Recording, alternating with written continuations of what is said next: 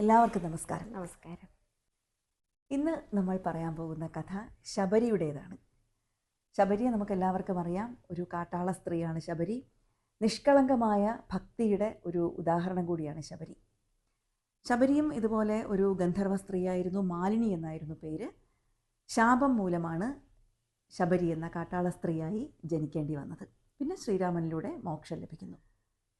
അപ്പോൾ ഇന്ന് ശബരിയുടെ കഥ, ശബരിക്ക് ശാപം ലഭിച്ചത് എങ്ങനെയാണെന്നും ശാപമോക്ഷം ലഭിക്കുന്നത് എങ്ങനെയാണെന്നും ശ്രീരാമനും ശബരിയുമായുള്ള ആ സന്ദർഭങ്ങളെല്ലാം ഇന്ന് ടീച്ചർ പറഞ്ഞു തരും.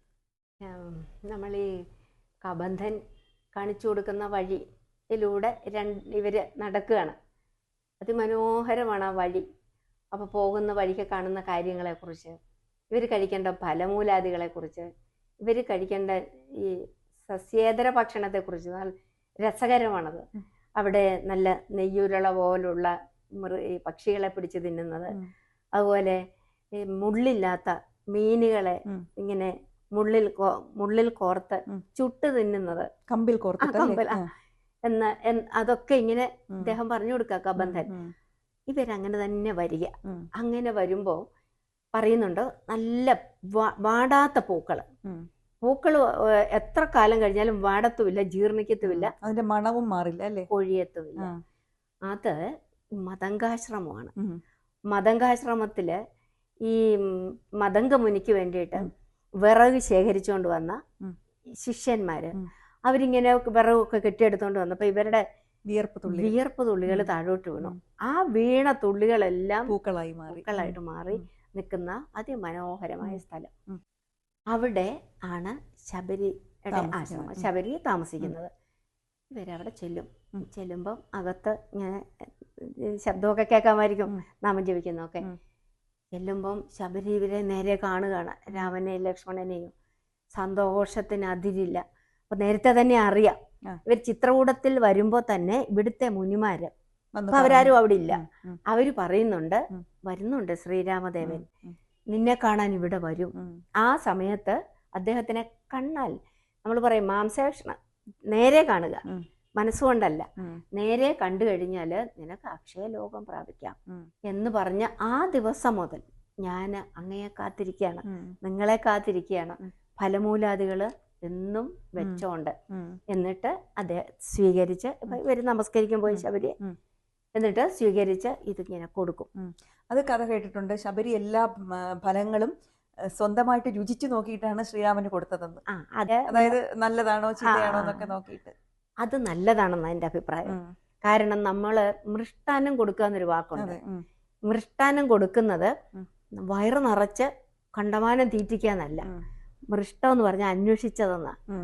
ഇതിനകത്ത് തലമുടിയുണ്ടോ, കല്ലുണ്ടോ, വിഷമുണ്ടോ, പുഴുണ്ടോ, ഇതെല്ലാം നോക്കിയിട്ട് വേണം അതിഥികൾക്ക് കൊടുക്കാൻ. ഇവിടെ അതാ ചെയ്തത്.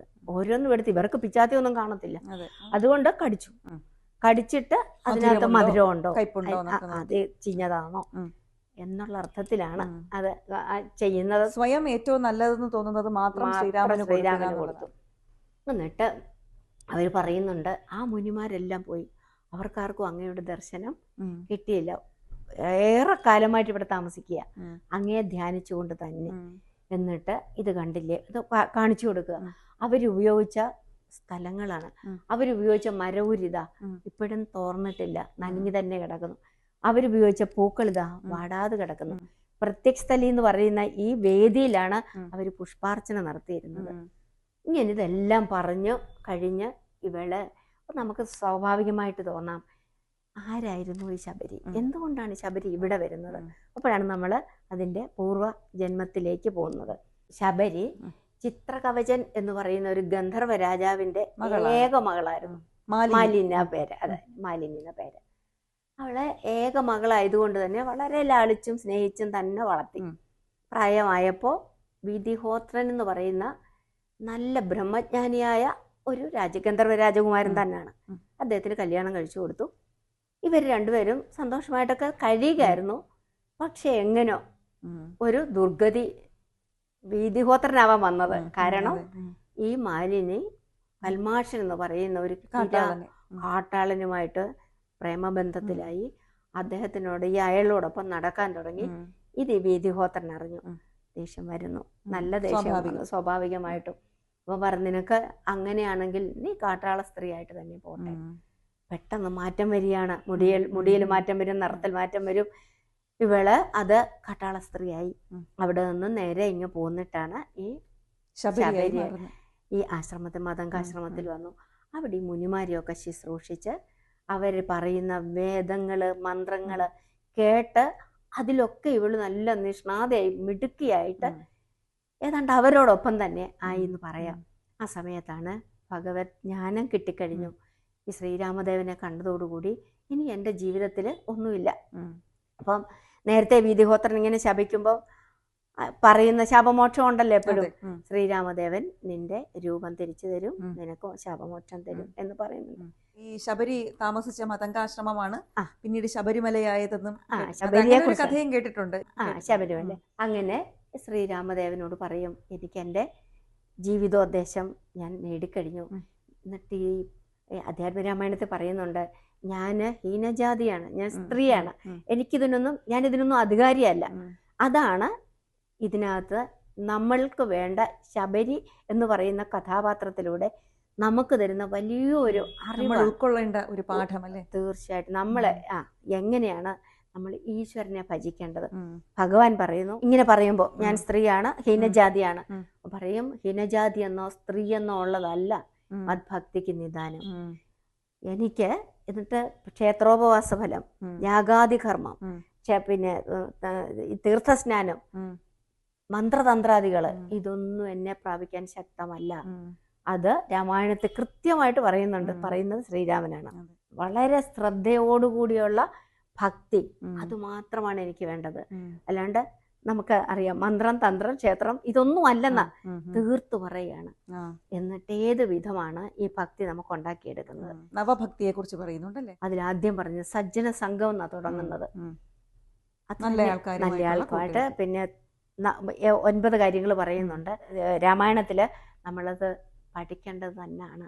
ഇതിൽ മദ്ഗുണ എൻ്റെ കാര്യങ്ങളെക്കുറിച്ച് പറയുക, എൻ്റെ കഥ പറയുക, വ്യാഖ്യാനിക്കുക, എല്ലാവരെയും കേൾക്കുക, തുല്യരായിട്ട് കാണുക, സത്സംഗം ഉണ്ടാക്കുക, ഒക്കെയാണ്. അങ്ങനെ ഒരു ഭക്തിയിലൂടെ മാത്രമേ ഭഗവാനെ പ്രാപിക്കാൻ പറ്റൂ. അവിടെ സ്ത്രീയാണെന്നോ താഴ്ന്ന ജാതിയാണെന്നോ ഒന്നുമില്ല, ഘടകങ്ങളല്ല.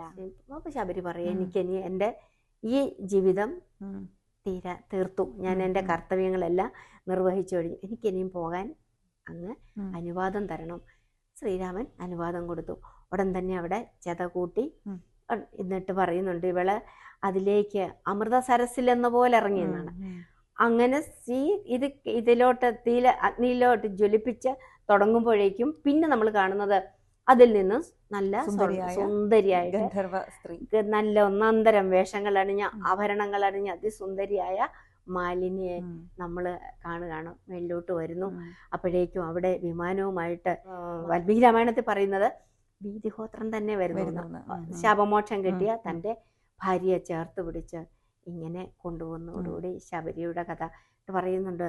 ഈ സൗദാമിനി പോലെ അവള് വിളങ്ങിന്നാണ്. ഈ